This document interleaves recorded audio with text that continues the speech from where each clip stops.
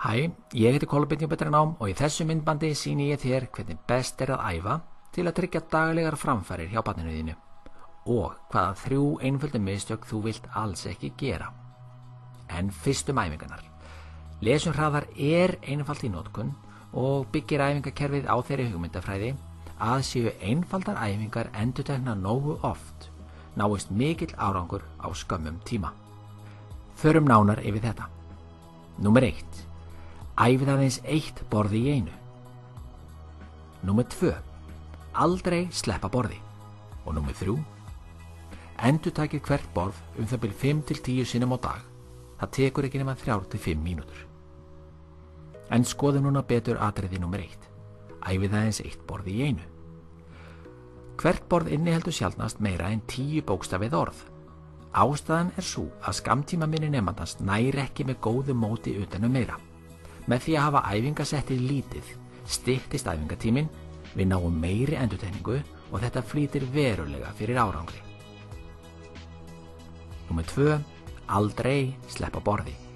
Það kann að vera freistandi að sleppa borðum á þeim forsendum að barni kunni stafina, það sé farið að lesa og svo framvegis, en stoppaðu strax þarna.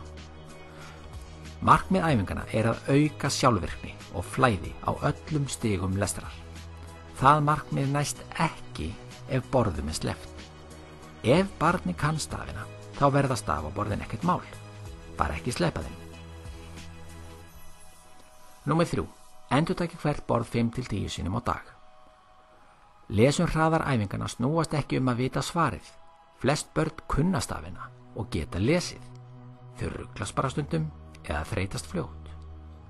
Barn sem vandar sig þarf að hugsa sig og sú úrvinnsla flókin og þreytandi. Og þetta vandinn í hnotskurn. Og þessu viljum við breyta. Þú verður að treysta ferlinu og endurtaka hvert borð nógu oft og nógu lengi, jafnvel nokkra daga ef svo ber undir. Það á eftir að margborga sig. Við viljum örva sjónminni nemandans og auka sjónrænan orðaforða þannig að barnið þekki orðin sem heild en ekki bara sem röð bókstafa. Því gríðarlega mikilvægt að endurtaka hvert borð nógu oft, því aðeins þannig færist úrvinnslan úr því að vera meðvituð og erfið í það að vera sjálfvirk og auðveld. En ekki nóg að lesa bara í bók? Það ekki einmitt það sem þið hafi gert hingað til? Mörgum börnum nægir það blessunarlega, en alls ekki öllum. Nemandi sem lesi gegnum orðin frá vinstri til hægri ekki með athyglin á orðmyndinni eins og nauðsynlegt Orðmyndina lærast því seint og illa og það heyrist á lestrinu.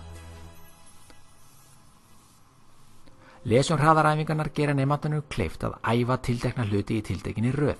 Nemandi lærir að þekkja betur ákveðin orð sem algeng og hafa háa birtingatíðni í texta. Æfingarnar efla viðbragð og auka nefnurhraða. Þegar sjálfvirkni eykst, þá léttir það á huganum og úthaldið eykst samhliða.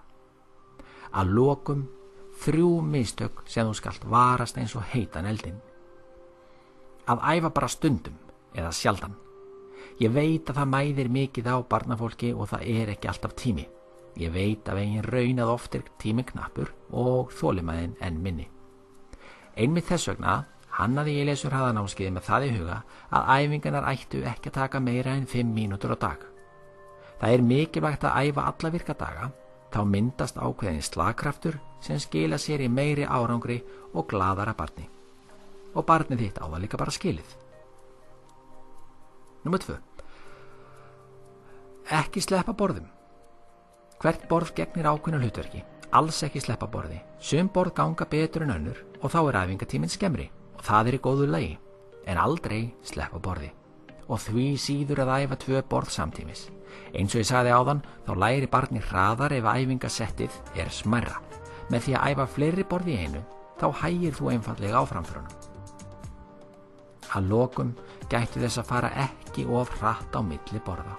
Flýtið ykkur hægt. Leyfið hverju borði að síga inn og ekki halda áfram fyrir barni fyrir gegnum borðið af þokkalegu öryggi. Þið viljið losna við hik og ágiskanir. Súluna sem birtast í lok hverjar umferðar eiga verið eins lágar og mögulegt En góða skemmtun og gangi ykkur vel.